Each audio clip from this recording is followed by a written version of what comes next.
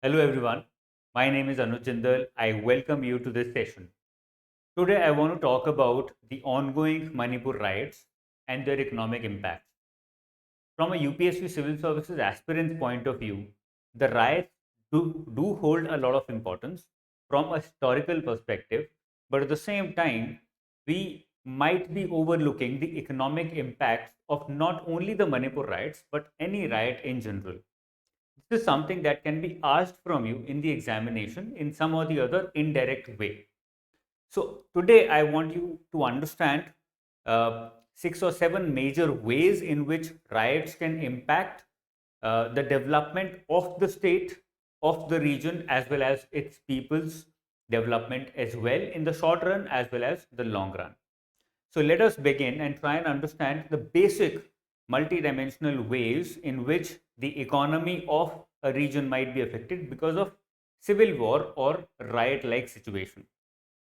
The first one is a very direct impact wherein the public and private property is damaged by the people who are involved in rioting.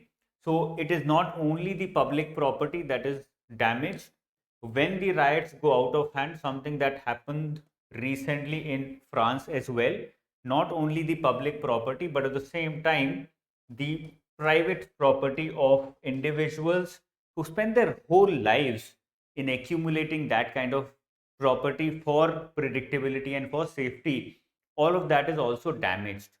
It not only has a direct economic impact on the state or on the region, it also has a deep psychological impact on the people living in that region, because then they feel that whatever they had worked so hard for is completely lost in such a short span of time in a jiffy.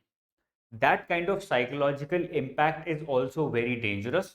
And that brings me to the second point, wherein the people lose trust not only on the state machinery but also on each other, because at the end of the day it's the people who are fighting amongst each other. Therefore they end up losing trust. And what is the number one rule of any economy? The number one rule of any economy successful functioning is cooperation.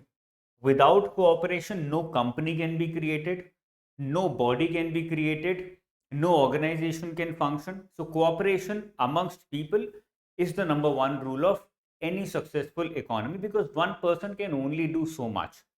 When you become civil servants, you will also learn this, that making sure that everyone else around you is contributing in some or the other way, that is the most important, because you cannot take care of everything on your own as a civil servant. But when people lose trust over each other, this cooperation automatically goes out the window. And when this happens, the productivity of people goes down, as well as the overall efficiency and effectiveness of people also goes down. So they start working less, or they're not interested in contributing towards the economy in that region. A lot of people do migrate when they get frustrated with this, and it's an outcome of the trust that is lost because of harm that is caused to public as well as private property, because there is a lot of emotional attachment with property, because we work very hard and then we buy that property in order to make our lives more predictable, make our lives more safe. So these are the two main direct as well as indirect reasons or indirect impacts an economy can face because of riot or civil war in any region. What are the other direct and indirect impacts? Curfew and or section 144 that is often imposed in such regions in order to suppress or in order to stabilize the situation. Although this is a necessity, and I'm not saying that it should not be done, but because of this, the markets close down, the industries close down, because now people cannot gather, cannot come together and buy things or sell things. Automatically, the industrial activity in the state comes to a halt. This not only has a short term impact, but a very long term impact on the development of economic resources in that state or in that region. For example, आपकी एक company है, कल को कोई right situation हो जाती है, आपके स्टेट में, आपके रीजन में, wherever you are working, because of which you have to close down your business for the next 15 days, let's say 15 दिन या 1 महीना आपका धंधा बंद रहता है. Now you must have taken some loan from the bank in order to carry out that activity. अब bank वाला ये नहीं बोलेगा कि इंटरेस्ट मत देना इस महीने का. He is going to come to you and ask interest, automatically debit भी हो जाता है.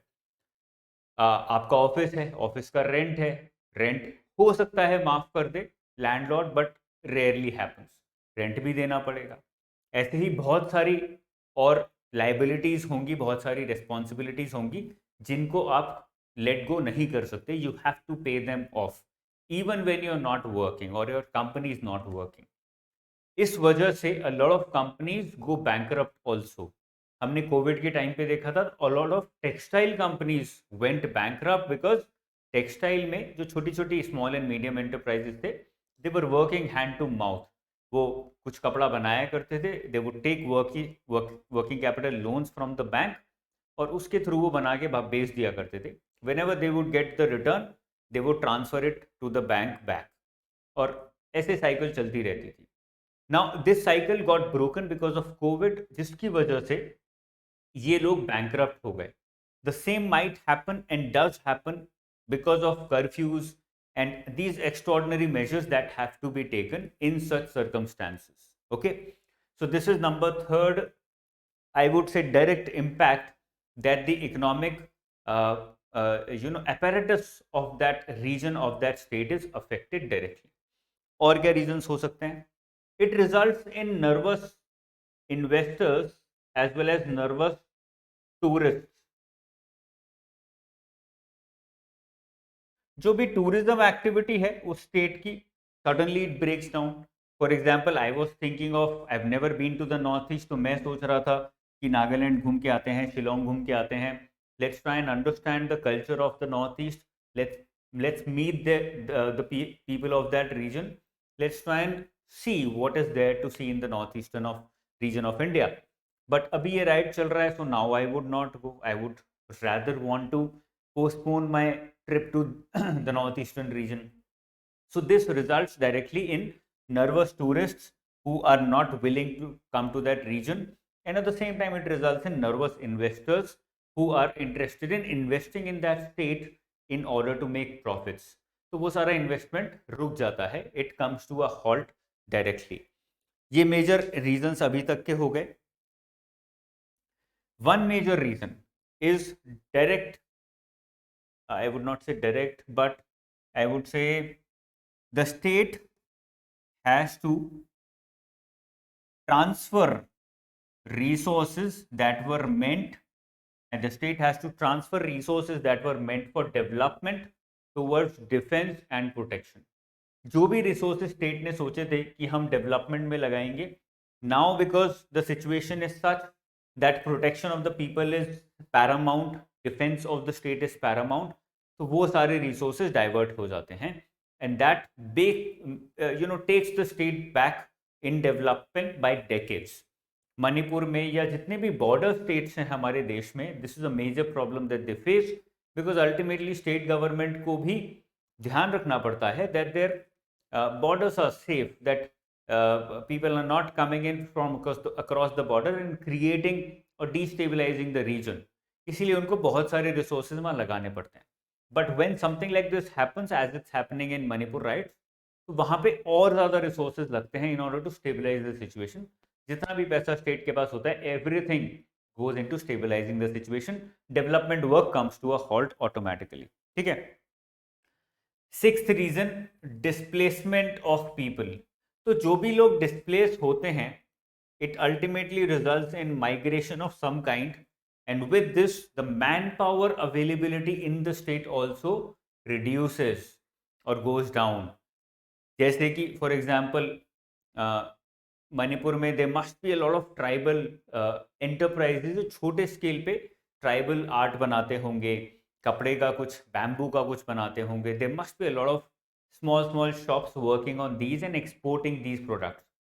अब जब लोग ही, ट्राइबल लोग ही वहाँ से चले जाएंगे, they would either go to Mizoram, go to Nagaland because they're looking for safety. पता नहीं वापस कब आएंगे.